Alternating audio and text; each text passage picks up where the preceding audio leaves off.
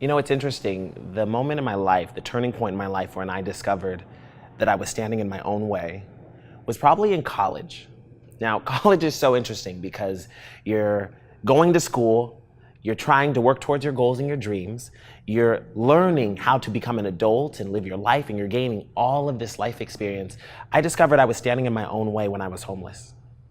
I was in undergrad sleeping in parks, sleeping on friends' couches.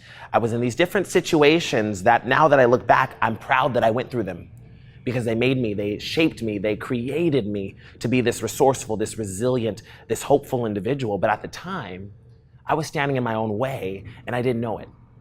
And it's really interesting because there's a chapter in my book where I'm talking about my job being teaching dancers how to stop dancing off beat, how to realize maybe they're dancing off beat. So at this particular point in my life, I was dancing off beat. I didn't realize it.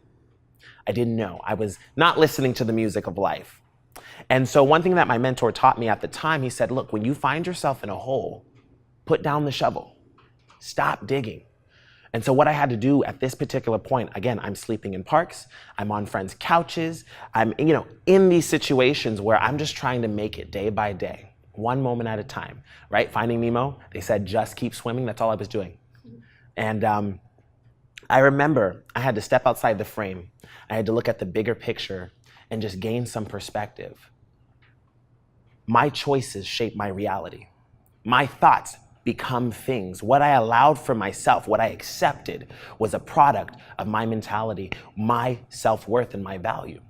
And so at that particular point, I said, let me put down the shovel and stop digging a hole, and let me pick up a hammer and a nail and start building a foundation. If this is the point in my life where I'm gaining life experience, where I'm becoming my best self, then I need to build my character, build my integrity, and just overall build my imagination, build my dreams. I had to become someone who was resilient because I had to believe in the growth of my life, the growth of my experiences, that this wasn't necessarily ground zero or rock bottom, but just an opportunity to become greater, to become better, to become smarter, but ultimately to act in wisdom.